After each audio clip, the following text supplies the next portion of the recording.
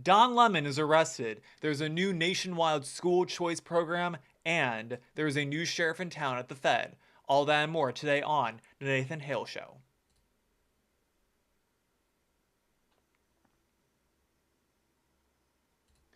Well, hello, everyone. Welcome back. Today is Friday, January 30th, 2026. I am your host, Nathan Hale. This is the Nathan Hale Show. We have so much to talk about today, so much to cover, so much new information. Been surprised about things. I have been getting really excited for some things happening in America, but I think we could go a lot further with some of them. So, can't wait to discuss. Before we get into it, everyone, want you to pour one out to Catherine O'Hara today, guys. Catherine O'Hara passed away, 71 years old, esteemed actress, starring in shows such as Schitt's Creek. She was one of the main voice actresses on The Nightmare Before Christmas, one of my favorite movies of all time, and so many other amazing comedies such as Best in Show, For Your Consideration. All of these great movies from the 90s and 2000s. Pouring out for Catherine O'Hara, guys.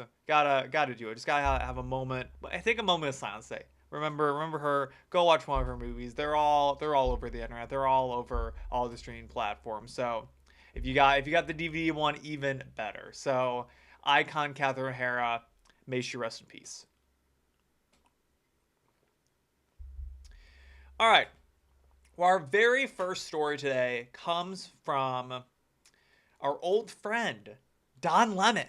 Don Lemon's back in the news today, guys. Don Lemon, former CNN host Don Lemon, is arrested after anti-ICE protests at Minnesota church. So, if you don't remember, Don Lemon was just spontaneously around a church up in Minnesota when they barged down the doors, waltzed on in, and protested the church because supposedly the pastor at the church is somehow affiliated with ICE. It's never really made clear to me if that was in fact the case or not. Either way, that's no business for you to go barging into a church during a church service, by the way, and just essentially commandeer the pulpit of the church. So Don Lemon was just there somehow. Don't ask me how. He just arrived at the church. He just happened to be in the neighborhood at the exact right moment this protest happened. So let's read through the story. So CNN host Don Lemon, as I like to call him Don Lemon, has been arrested after he entered a Minnesota church and filmed anti-immigration enforcement protesters as they disrupted a service. Lemon, now an independent journalist, because remember guys, he got fired for calling Nikki Haley out for Prime on CNN, right? Now an independent journalist, was taken into custody by federal agents on Thursday night while in Los Angeles covering the Grammy Awards. Wow, imagine getting arrested after covering the Grammys. My golly. So according to his lawyer, Abby Lowell, quote, Don will fight these charges vigorously and thoroughly in court, Lowell said. Lemon, 59, is due to appear in federal court in LA on Friday. He went into the city's church in St. Paul on January 18th with a group of protesters who said one of the pastors was an immigration customs enforcement official. Quote, Don has been a journalist for 30 years, and his constitutionally protected work in Minneapolis was no different than what he has always done, Lowell said in a statement that his client posted on his Instagram account on Friday. The lawyer added, quote, this unprecedented attack on the First Amendment and transparent attempt to distract attention from the many crises facing the administration will not stand. Good to know. So FBI Director Kash Patel said investigators from his agency and the Department of Homeland Security had arrested Lemon. Excuse me. I like to say Don Lemon because it rolls off the tongue better than Don Lemon. But had arrested Don Lemon and the other three. And there are three others apparently. So there are three other people who are also involved. So in the Minnesota church protest, he live streamed, that is Don Lemon, with anti-ICE protesters on YouTube. The broadcast began with Lemon standing with the group in a car park where he says, quote, "This is an operation that is secret. Quote, I can't tell you what is going on, what's going to happen, but you're going to have to watch it live unfold here on the Don Lemon Show." He followed the group, whom he called resistance protesters, into the church, initially without his camera operator. His microphone picked up audio of a woman shouting, "Excuse me, Pastor." Lemon repeatedly says he is there as a journalist and is unaffiliated with demonstrators. "We're not part of the activists, but we're just reporting on them," he says. The pastor says, quote, "This is unacceptable. It's shameful. It's shameful to interrupt a public gathering of Christians in worship." So the suggestion that, Don Lemon was just there spontaneously covering this event happening when it was supposedly secret that it was even going to happen in the first place, I think is entirely laughable, right? It doesn't take a rocket scientist to deduce that he had some prior insider information into what was going to happen at this church. And the notion that you have the right to go in and protest a church service because you're an anti-ICE protester and that is your First Amendment right to be in there in that church service, by the way, I think is entirely laughable. I'm interested to see what ends up coming out of this legal battle Don Lemon has found himself into. But here's the thing, folks. Here's the thing. You don't just have a right to go walk in to any church you want in the middle of one of their prayer services and just take it over and interrupt the entire thing, right? You don't have a right to go and do that. That's not your First Amendment right to go in there and do these things, right? So I think that it's a bit laughable that they're suggesting that he has a right as a journalist to just be a part of this, right? That would be like Don Lemon having the right to go and be a bank robber and go rob a bank with a group of other bank robbers, but he's not actually robbing the bank. He's just there as a journalist documenting the bank robbing, right? See how ridiculous that sounds? So we'll see what happens with this, and we'll be sure to keep you updated as events unfold. So things have just gotten entirely out of control with the libs and being anti-immigration enforcement, being anti-ICE, being apparently anti-law enforcement, right? The Democrats cannot get their act together on if they are pro-law enforcement or anti-law enforcement. They're only pro or anti things, honestly, when it benefits them. A perfect example being the January 6th riots at the Capitol, right? Now, I'm personally not was not a fan when that happened. I didn't think it was the right move for Republicans to go and do that thing. You're not going to catch me sitting here suggesting that was, this wonderful activity that happened at the Capitol on January 6th. However, Democrats took that a whole step forward, a whole step away, and decided that the law enforcement officers of the Capitol, they were the real heroes that day. And, those gosh darn Republicans, they hate law enforcement at the Capitol, right? This was kind of the notion that the Capitol police officers were heroes and people to be celebrated, right? But now, when it doesn't benefit them, such as with ICE, right? Police officers, law enforcement, all this, they're scum of the earth. They're terrible individuals, right? And it's gotten so out of hand that people on the streets are just going and confronting anyone who looks vaguely reminiscent to an ICE agent or law enforcement officer or anything like this. A great example is I saw a TikTok the other day, and I'm sure you can look it up.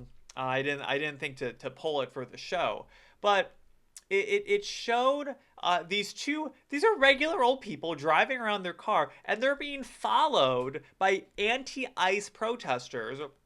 They get out of their car and they're confronted by these protesters screaming at them, saying that they're in some sort of ICE database. So apparently, somewhere out there, there's a database that the leftists have created that just has false information in it about people's cars, if someone's an ICE agent or not, so that if you see them out in public, you can go and track them down, follow them around, and scare them. Oh my gosh, right? It's just so laughable that this is the state of the world today. The fact that wanting to enforce the law and keep America for Americans versus America for all of us, right? I think it's entirely laughable. So, clueless mob chases air marshals out of LA restaurant over thinking they were ICE agents. The air marshals aren't even safe anymore, guys. The air marshals are being harassed. So a dim-witted mob chased a trio of federal air marshals from a Los Angeles restaurant Wednesday night after mistaking them for ICE agents, insisting they weren't who they said they were. The three marshals were dining at a Korean barbecue restaurant at Plaza Mexico in Linwood when the mob, spurred on by social media rumors, rushed to confront them, CBS reported. By the way, I've been seeing a lot of heat being thrown at ICE agents and federal officials for dining at Mexican restaurants in America. First off, guys, Mexican food is good. Mexican food's good. All right, this is not controversial. The Mexicans and the Italians, they got food nailed. There's no other society on earth that has got food nailed like the Mexicans and the Italians. Let's just be perfectly honest with this for a second. Maybe the Chinese, but what Americans think is Chinese food really is like very, very Americanized Chinese food. Like a lot of Americans really haven't had, authentic Chinese food. Frankly, Italian restaurants in America, Mexican restaurants in America, they're not too far away from the very traditional Italian and Mexican food. It's very easy to find, authentic Italian and authentic Mexican in America. And not so easy to find really authentic Chinese food. Anyways, that's an aside. But wanting to go and eat at a Mexican restaurant and enjoy Mexican food has nothing to do with not wanting illegal Mexicans in your country, guys. It has nothing to do with that. And it just completely also goes against the narrative that all of these people are racist, that they're dining at a Mexican restaurant in the first place, right? Like, if they really didn't like Mexican people, they wouldn't be going to a Mexican restaurant, let's be honest. So, I think it's hilarious that, they're dining at Plaza Mexico, which I guess I read it, dining at a Korean barbecue restaurant at Plaza Mexico. I don't know what a Korean barbecue restaurant is doing at Plaza Mexico, but all right. So in Linwood, when a mob, spurred by social media rumors, rushed to confront them. Someone also needs to tell me where these social media, where can I see these rumors from? Do I have to know a guy who knows a guy to be in on the loop? Where are these protesters organizing at? No one's ever been able to answer that question for me. How do I, if I want to go become a leftist protester, where do I go to sign up for that, right? Can someone let me know, how do I go do this thing? I'd like to be in the know of when these protests are happening so I can steer away from the areas that those protests are happening in. So, quote, "You like to harass people, huh? How does it feel to be effing harassed?" An infiltrated protester screamed at one of the air marshals as he attempted to leave the eatery, according to a video of the account. These air marshals just got done with their shift after a long day flying around on airplanes, trying to control people up in the air while we all try and act as a society and fly together to our destination. They go to get Korean barbecue and chill out. Probably they were one of the only people in the restaurant, I've got to imagine, depending on what time this was. On a Wednesday night, I bet they were one of the few people in there. And all of a sudden, they got blue-haired leftists showing up, screaming in their face, right? What a day. I might just end it all after that, guys. So the flabbergasted man tried to tell the woman he was from TSA, but protesters rejected the statement, replying that didn't deny accusations that he was an ICE agent. The whole like, oh, he didn't deny. Yes, he did. He said he's a TSA agent. As far as I know, you can't be both a TSA agent and a customs officer at the same time. So use some logic it out here, folks, because I'm not stupid. I kind of figure out. By the way, because I'm not stupid, I would never go up and harass someone just out in public. By the way, that's just a thing that you don't do. But yet here we are. We live in a society, folks, right? We live in a society. More than a dozen screaming protesters surrounded the confused-looking marshal, saying they witnessed him making an arrest the previous day. A dozen people showed up to this thing. I don't think I even know a dozen people. I don't think I could get a dozen people to show up at a restaurant on command to save my life.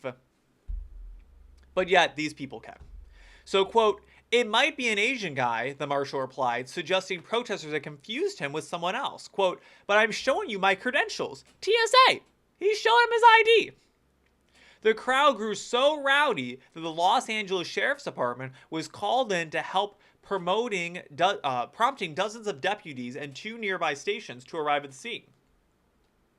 The air marshals were ultimately escorted to an unmarked van and taken to the Sheriff's Department Century Station. There were no reported injuries or arrests. No reported arrests. What the hell are we doing? These guys were just trying to hang out, and all of a sudden they're getting harassed at a public restaurant by people who don't even know what they're talking about. Don't even know what they're talking about. And let me just say, there's just a certain amount of irony that exists for law enforcement showing their IDs to the people who are so pro illegal alien, right? There's a certain amount of irony to that. These are the same people who are saying that, you know, ICE is the Gestapo and they're going around asking people for their papers, right? There's just a certain amount of irony to that in my opinion. I think it's so ridiculous. Like, we really have got to be the laughing stock of the world right now with just like the people who live in America. That's why when I see Europeans like say that Americans are stupid, I kind of agree with them, because we have people like this in our country who go and do things like that. I kind of understand it, right? So this was an image from the protest, by the way. You can see how many people were activated to show up for this thing. Waving around the Mexican flag, folks, while we're at Plaza Mexico. Golly gee. All right. So, following all of this ICE, we're on segment 3 of our show on ICE. That should really be the name of this episode. So the U.S. Justice Department opens a civil rights probe into Alex Peretti shooting, officials say. So Alex Peretti, I'm sure you've heard, was shot by ICE agents up in Minnesota during an ICE operation. This guy went and put himself between ICE agents and ended up getting himself shot, right? Here's the deal, folks. Here's the deal. This was not a good move to have shot this guy. I'm not pro shooting anyone for any reason at any time, unless it's a very specific set of circumstances, right? I'm generally pro people staying alive for the most part, right? Except for a select few, and that's a case-by-case basis, right? So I'm saddened that this individual lost his life, right? I don't want that for anyone. This is not what I want to see law enforcement doing. However, on the same token, the man shouldn't even been there in the first place, by the way. He shouldn't even been there. So, two things can be true at once. We can be pro enforcing the law and pro immigration enforcement. We can also be pro people not going and putting themselves in between ICE, right, when they're trying to do their job. But we can also acknowledge that someone losing their life, it's never a good thing, right? We never want to see anyone get shot. We never want to see anyone get killed. I don't ever want to see it happen, right? I would much rather have someone get arrested, put in jail for a set amount of time for doing activities like this. And frankly, I watched the video. It seemed like they had things under control. It doesn't really seem like that they need to shoot the guy. That's just my opinion. I could be wrong. But as anything like this, there's a gray area. I could totally see it go either way. And we also can never put ourselves in the shoes of law enforcement agents when they're out there trying to do their job, and to what is going through their head when some random guy shows up trying to get in the way of them doing their job, right? We don't know. None of us are law enforcement agents. We would have no idea, right? I've never been in that position before where I've come across a guy who may or may not have a weapon who's trying to shoot me, right? Crazy things have happened in America in the past few years, right? Crazier things have happened. So I'm very pro opening investigations. So the U.S. Justice Department has started a civil rights investigation into the fatal shooting of Alex Peretti by federal immigration officers in Minneapolis. A senior official said on Friday the department's investigations could potentially lead to criminal charges against the officers involved, though there is a high legal bar to bring such a case. Deputy Attorney General Todd Blanche said the FBI was examining Saturday's shooting with potential assistance from the department's Civil Rights Division, which typically plays a leading role in investigations into use of force by law enforcement. He cautioned the review was preliminary and he downplayed its scope. Quote, "This is what I would describe as a standard investigation by the FBI when there are circumstances like what we saw Saturday," Blanche said at a news conference.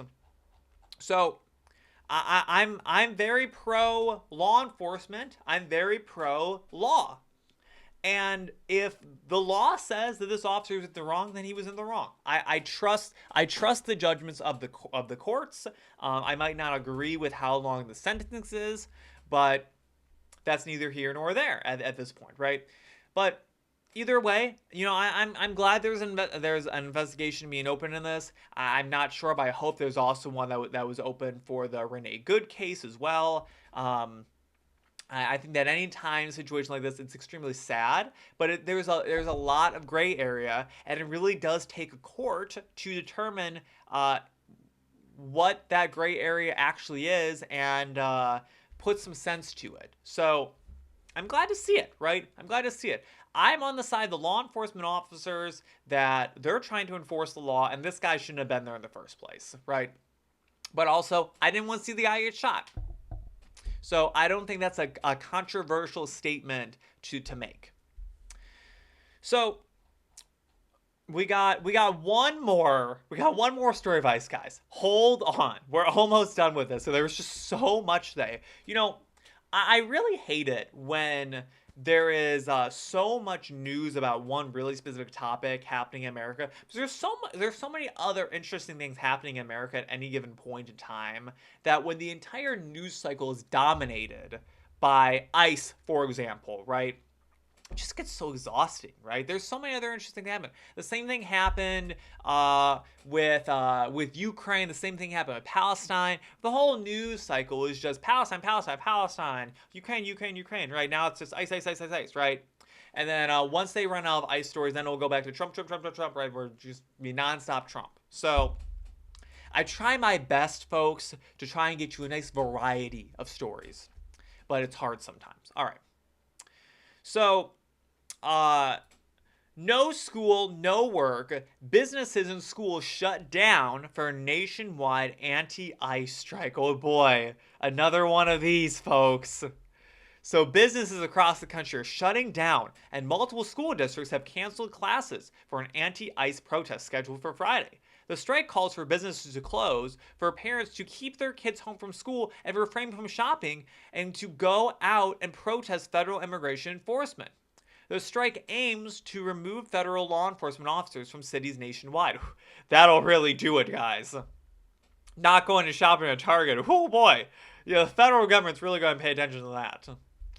Quote, every ICE, Border Patrol, and on other enforcers of Trump's racist agenda, they always have to throw in the racist agenda, are going into our communities to kidnap our neighbors and sow fear. The site of the protest read, quote, it is time for us all to stand up together in a nationwide shutdown and say enough is enough. Put your fist up in the air, folks. Yeah, yeah. It's like the civil rights movement all over again. We gotta go and show these dirtbag ICE agents that what we're made of. We're gonna go and show them to get out of our cities. What a massive waste of time. Thousands of local businesses in blue states. I'll really be surprised if it's thousands, guys. I'll be honest with you, folks, including Minnesota, New York, California, and Maine. What's Maine got to do with this? Is ICE going up to Maine? I don't think that Maine, if any state in this country doesn't have illegals in it, it's right. Maybe Idaho. Is it? I don't know about you guys, and no shade to the people of Idaho, but I often forget that Idaho exists as a state. It's just I never hear about it. And of all the states, I fear that I hear the least about Idaho.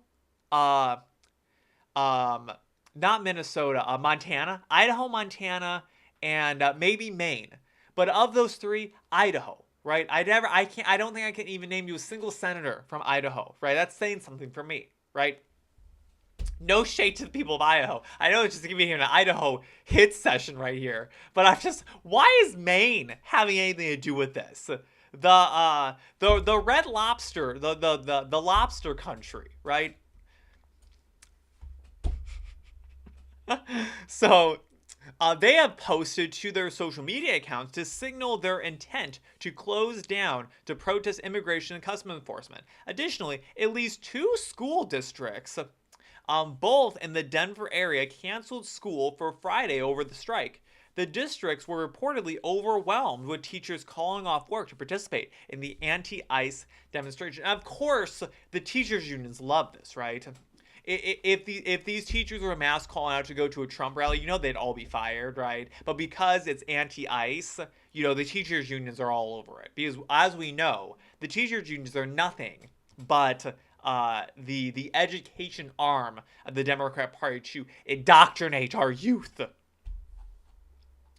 So in Minnesota, the epicenter of the anti-ICE rioting and protesting, some 800 businesses are expected to shut their doors on Friday.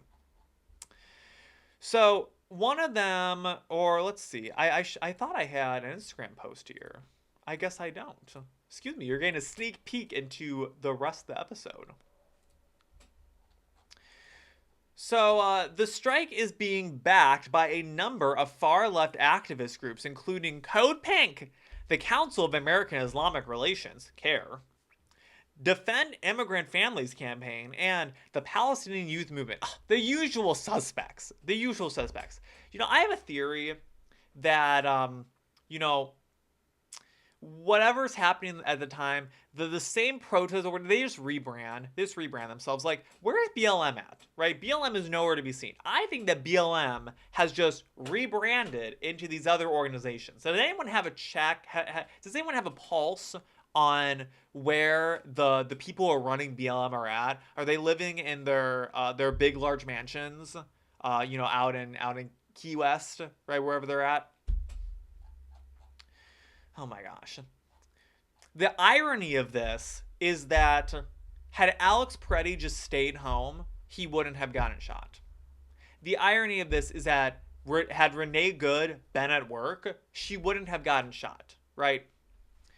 That is the irony of this entire thing, is that by encouraging people to go out and protest, to go out and literally be around law enforcement, when you already know that ICE has a record of shooting protesters, when you go and get in their way, when you already know about this, when you already know that ICE probably is really heightened to being attacked, especially after we saw the case with the TSA agents being harassed by these folks, right? Especially when you know that ICE is already, aware that things can go wrong really quickly and that there's this huge public disdain against them right now.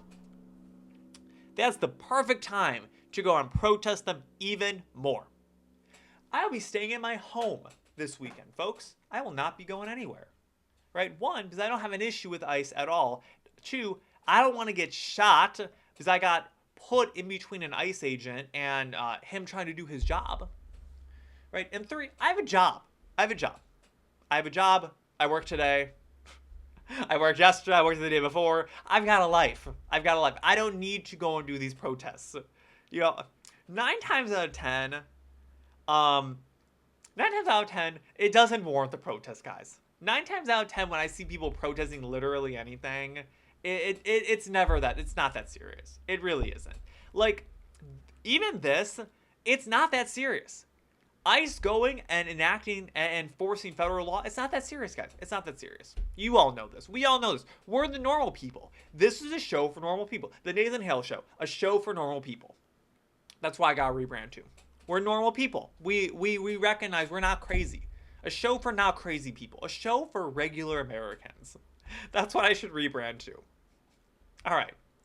So, Donald Trump has decided to elect or choose a new federal chairman. So we know that Trump had a lot of issues with Jerome Powell for quite a long time now.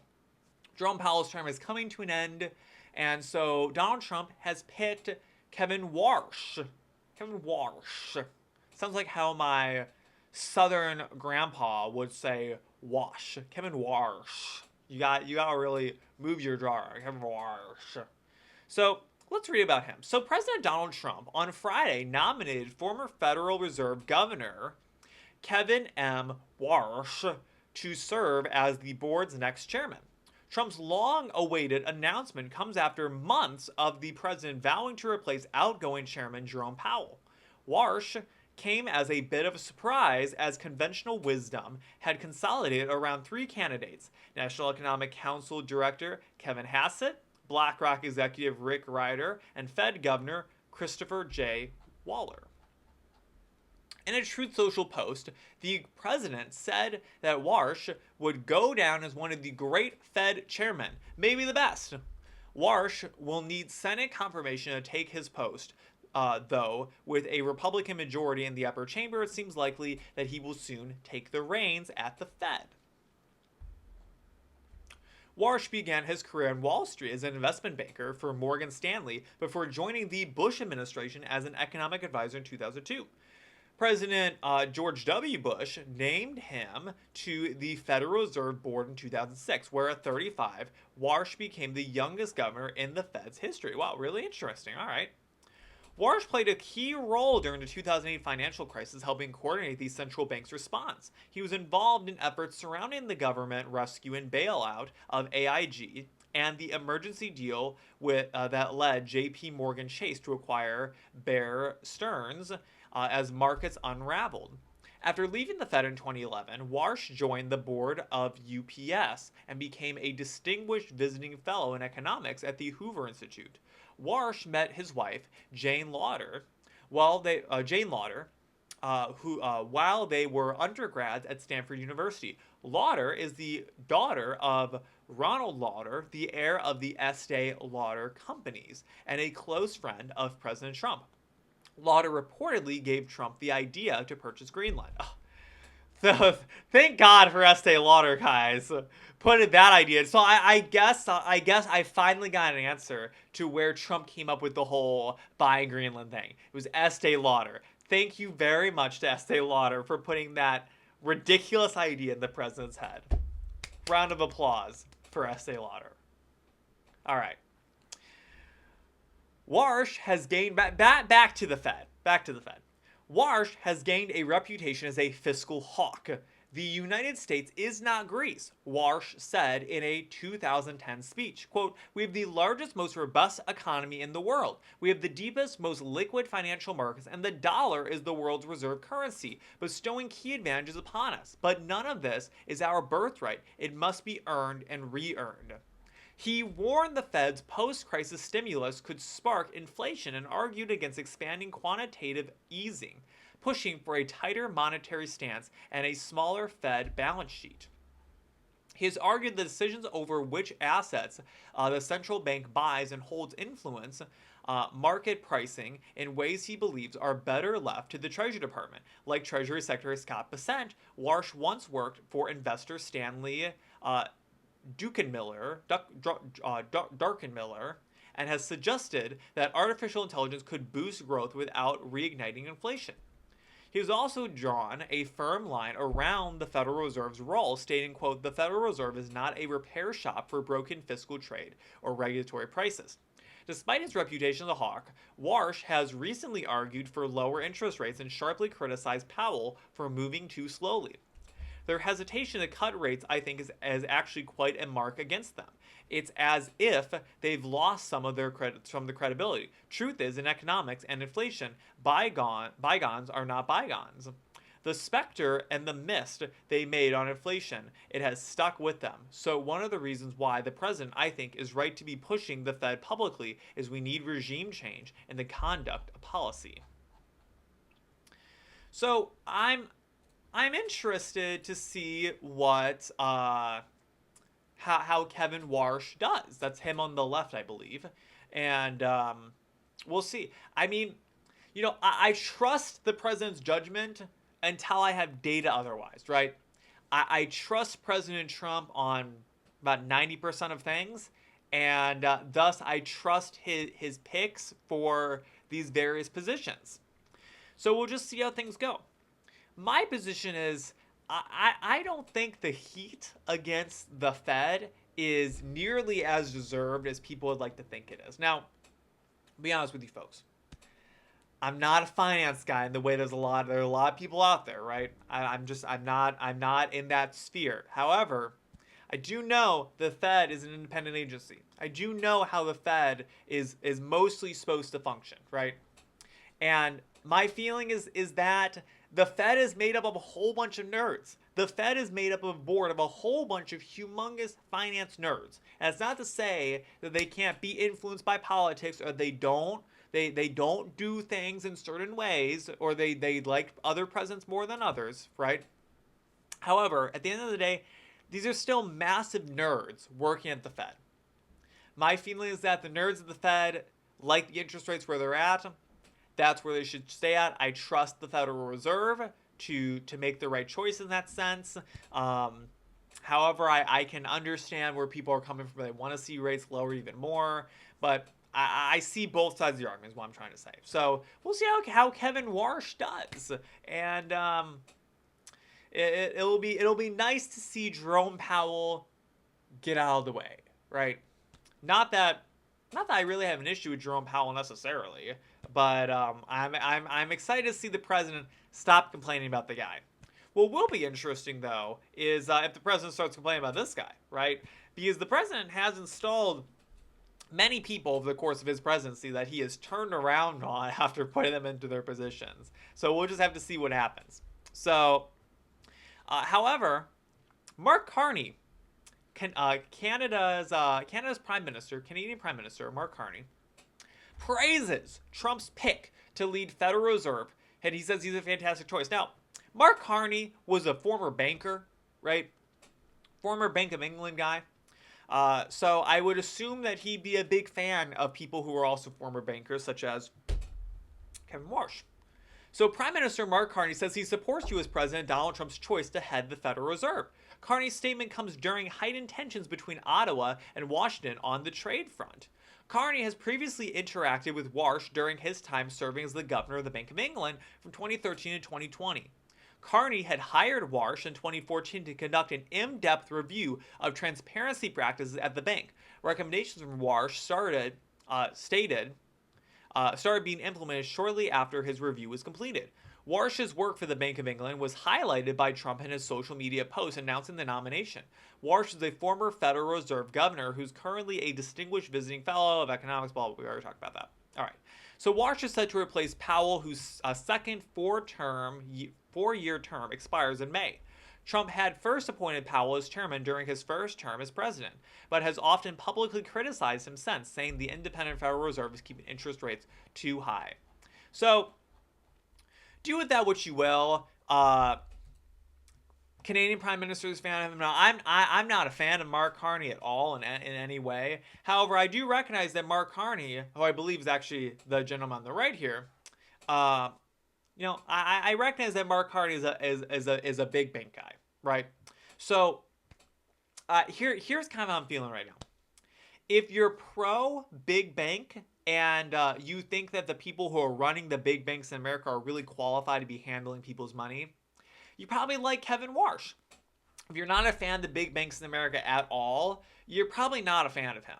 I would say that Mark Carney is definitely a huge fan of banks and of huge banks. Thus, I can see why he's a fan of Kevin Warsh. It's not necessarily a political thing. It's really if you're a fan of the banks or not. So we'll just have to see how he does with his job. I mean, tune back into the show about a year from now. We'll see what's going on with all that. All right. So this is really interesting to me. So the Trump White House readies school choice tax credit as some Dem states push back. Here's where it stands. Now, you guys know I'm a huge education guy. I'm a huge education person. I'm a huge proponent for massive education reform nationwide.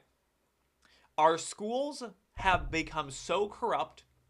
The information is being taught in our schools. Even the private schools is not the way that kids should be learning information. The teachers' unions have got to go. The teachers' unions need to be entirely dissolved, right? They're not doing children any good at all. They kept schools closed longer than they needed to during COVID, which by and large, by all available data, hurt children's learning far more than we could possibly realize. So I take education very, very seriously, and I'm very pro giving people as many education options as possible and putting the money they pay in their taxes for education back into the hands of the kids, because that money should go to your child's education, not to the hands of the teachers unions. So the White House unveiled a new website page and map of the U.S. showing which states have not opted into a federal school choice program. So we'll look at it in just a second. So President Trump is lowering the cost of education for American families, but children in your state will not benefit unless your governor takes action. The new website states, quote, thanks to the Working Families Tax Cut Act, parents choosing the private charter or public school that best meets their needs of their child will soon have financial help. The Trump administration is pushing states to opt in to a new federal K-12 scholarship tax credit created under the Big Beautiful Bill, warning families could miss out if their governors don't take action. The Department of Education celebrated Monday that 23 states have so far opted into a program the department called the largest national expansion of education freedom in the history and provides families with more affordable education options. Under the Education Freedom Tax Credit, taxpayers can get up to $1,700 back as a federal tax credit by donating that money to approved scholarship granting organizations, SGOs, instead of sending it to Washington in income taxes. Those SGOs then turn the donations into K-12 scholarships and other education help families can use from a broad range of costs tied to public, private, or charter schools. So I'm a little fuzzy on exactly how that works. I'm a little fuzzy. My understanding just from reading this is that you donate money to these scholarship organizations, and that then you can take advantage of for your kids in the form of scholarship, which then can be written off from the Fed. My understanding is that they might have a step that you do it this way so that there's a line of custody for that money, so they know that people are actually donating it to use in scholarship for their kids' education versus just writing off $1,700 from their taxes. I could be totally wrong in that. I'm a little fuzzy. I tried to find better information on this, and I didn't get a clear grasp of exactly how that works.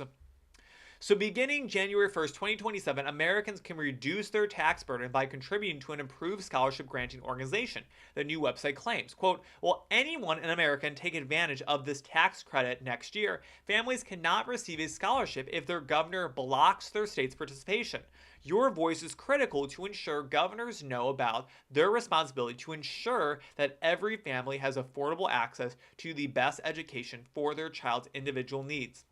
Among the governors highlighted on the page as resisting include Oregon Governor Tina Kotek, North Carolina Governor Josh Stein, and New Mexico Governor Michelle Grisham, and Wisconsin Governor Tony Evers. urge your governors to opt in to your child's future. The new website continues. Before listing a handful of Democrat state leaders branded with the label failure. Colorado Governor Jared Polis, who's a Democrat, by the way, became the first Democrat to opt into the program in December, telling local media, quote, it would be crazy not to, while citing that, quote, it will empower more parents to be able to afford that after-school program or the summer program that they want for their kid. Democrats have often resisted school choice expansions, arguing they can siphon money from the public schools and weaken accountability. We really know where they're siphoning the money from, guys. It's taking monies out of the teachers' union's hands. Concerns amplified by there's the teachers' unions, guys. You know they were going to speak up. And some education advocates. Okay. Let's be honest, folks. If you are an advocate for education in the United States and you are anti-school choice, you have no business talking about education here in America. So here's the map that the White House put up. So all of the states in blue have opted into the school choice program. All the states in white have opted out of it or have not signed up for it. So you can see your usual suspects: New Mexico, California, Oregon, Washington State. What else we got? I gotta get a little closer to the screen, folks. Look out for my forehead. Pennsylvania, New Jersey, New York, Michigan, Minnesota, Illinois. Some weird standouts. Kansas. Kansas is a Republican state being run by a Democrat governor. And we have got to get her out, guys. We have got to get a Republican into the state of Kansas. There's no reason why a Democrat should be running Kansas. It is one of the most conservative states in the country. And because of a single county in the state, because of Johnson County, Kansas, a Democrat won. Same thing with Kentucky, folks. We got to get a Republican to Kentucky, right? Kentucky, huge Republican state, has no business not opting in. Frankly, no state in the country has a business not opting into this. This is literally giving money to you back into your pocket. You have to pay taxes for your kids' education. What's controversial about this, right? It's only controversial because it's Trump and the teachers' unions are putting pressure on these Democrats, right? Pretty much all of the New England area is not a part of this. All these Rust Belt states up here, not a part of it. Let's see. It looks like Hawaii, not a part of it. No surprise here. The standouts for me, Arizona. Arizona already has a huge school choice program in their state. That could be why they haven't opted into this one, is that they already have such a strong school choice program. However, this doesn't really conflict with what's already being done in the state necessarily. So, a little surprised with Arizona. Surprise with Kansas being a huge Republican state, Kentucky as well, North Carolina. No surprises with the New England area. No surprises with this kind of upper Midwestern states either. So, but let me tell you this. The way that schools are set up in America right now is you pay taxes right in your state, and that money gone. That money goes away. That money is given directly to the schools, whether your kid is there or not. Folks, I was homeschooled K through 12, right? I've never been in a public school other than when I've been in college, right? I've gone to 2 public institutions for college. I went to the community college in my local community. Now I'm at a large university, which I'm graduating from, thank God, this May. Round of applause for me, folks. But I've survived without being indoctrinated. Somehow, it's been hard. But the argument from conservatives, the argument for people like me, who are actual education advocates here, is that money that you pay in taxes. By the way, my point about being homeschooled was my family paid money every single year to the local school district. And you know how much I took advantage of the local school district? 0%. Zero. None. All that money gone, right? Our argument is that the money should be tied to the student. The money should be tied to the kid, not to the school. Because here's the thing. Money speaks. And when you don't have as much money coming in, you have a responsibility to make that product a better place. If people are unhappy with their school options, they should have the ability to decide where that money that they pay in taxes goes to. Whether it's their local public school, whether it's the public school one town over, whether it's the public Christian school down the street, whether it is the Jewish school, across the road, whatever that is. Frankly, if they're being homeschooled as well, it should go to that. I'm not going to sit here and say that this is a bad program because it doesn't appear to include homeschool kids, right? Use that money, you gain tax credits for being homeschooled. This is a step in the right direction at the federal level. This is a huge step in the right direction. Next, we gotta get homeschool on it, right? But without the more traditional schools being covered first, it's not going to happen for homeschool, right? Big advocate of homeschooling your kids if it's the right option for you guys out there. But please, please, please do not send your kid to a public school. My God, please don't do it. Please don't do it. Unless you have literally the absolute best public schools right by you, unless you're completely confident in them, please don't do it. There are so many better options for your kids out there, guys. So I'm keeping an eye on this. This is really interesting to me. So a lot of these states, like Florida, for example, is one of the states on here who opted into it. Florida has a very robust school choice program that does include homeschool kids. Like they're thinking about it. They're getting into it. It gets me very excited for Education America. Now, will school choice fix Education America? No, absolutely not.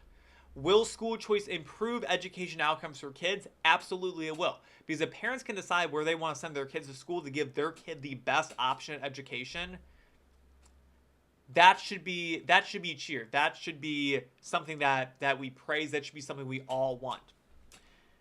As we move further in time, we have to take baby steps with things like this. Education in America is so far gone that it really needs to be burned to the ground, totally rebuilt. That's not going to happen until we get people's toes wet with just getting the idea into their head that they have choices out there, right? And then once they see what the other choices out there are, they can start to be more active in getting those choices they do have to be the best choices they can have, right? The education model of having 30, 40 kids in a classroom with one teacher and trying to teach all of them at once, that's so far gone. And it's unfortunate that, frankly, the teachers, I love teachers. They're great people. I'm happy that there are people out there who want to go and teach kids 5 days a week. But we need better teachers, right? We need them to get better. We need more teachers to stay in teaching than go into the administration. Because that's what happens is teachers end up going to schools. They teach for about a year or two. They realize they hate kids and they go and become administrators at that school, right? It's kind of insane. So I'm excited to see stuff like this happen. If you go to the White House website, it is linked in the description down below if you're watching on YouTube, if you're watching on Rumble. Go to White House website. If you hover over any of these states that have the X on it, it'll bring up the phone number for the governor. Go and call your governors, folks, and let them know this is what you want if you're in any of these states. If you're in one of the states that's blue, call up your governor's office and let them know that you love that they opt into the school choice program, that you want more education options in your state, that you want more school reform in your state. Go and do this. It's so easy to call up these offices. Let them know. It's very important you say this. Call them up, say, hi, my name is so-and-so. I am a constituent. They will take you seriously if you live in that state and you say that you are a constituent. They need to know that, though. They're not going to take you seriously if you're from out of state. Call up your state government. Let them know these things. Quick phone call. Talk to the nice people who are the interns on the phone, answering the phones for the governor's office. Say, hi, I'm so-and-so. My name is Nathan Hale. I'm a constituent. I am very pro school choice. I'm very pro education reform. I'm very pro getting better education options in my state. I am so grateful that, the governor opted into this program. I want them to do even more, right? That's it. 1 minute phone call, hang up after that. That's all you got to say, right? But they need to hear this from the people, right? You have power in your state government far more than you'd like to think that you do. You have it. You can make change just by getting on the phone calling them up. Because here's the thing. They keep track of all these things, and they have enough people calling up saying they're super pro this and that and the other, right? It suddenly becomes a whole lot easier for that governor to say, all right, I feel comfortable signing this new law that goes even further than this, right? So that's all I got, folks. That's it. That's the end of the show. I hope you enjoyed it. I had a great time with this episode. I'm really fired up about Education in America. I think that we are on the precipice of really getting better options for kids in America. And I'm so grateful that I'm the age that I am right now experiencing this. So one day I hope that when I have kids, they're even better off than I was in school, right? I hope that there's even more options for them in the future. I hope that schools get so good by the time my kids are around that the public schools are really awesome again, and that they do have really good options, and that I feel comfortable with that being a thing. But as of right now, I don't feel that way, right? I want things to get even better than they are, right? So with that, I hope you enjoyed this show. We'll be back here again next Friday, same time, same place, 6 p.m. Eastern time. Another great episode of the Nathan Hale Show. If you're not following me already on X, YouTube, and Rumble, go and follow us there. YouTube is a great platform. Love YouTube very much. Make sure to subscribe in all of them so you never miss an episode. Turn notifications for this show, and share it with friends. Let people know how great this show is, how much you love it, how awesome of a host I am. You know, I am the best, most good-looking host on the internet. I've got the coolest show around, and no one else beats me, guys. I show you stories that you're not going to hear anywhere else. But with that, I've been Nathan Hale. This has been the Nathan Hale Show, and I will see you all in the next one. Peace out.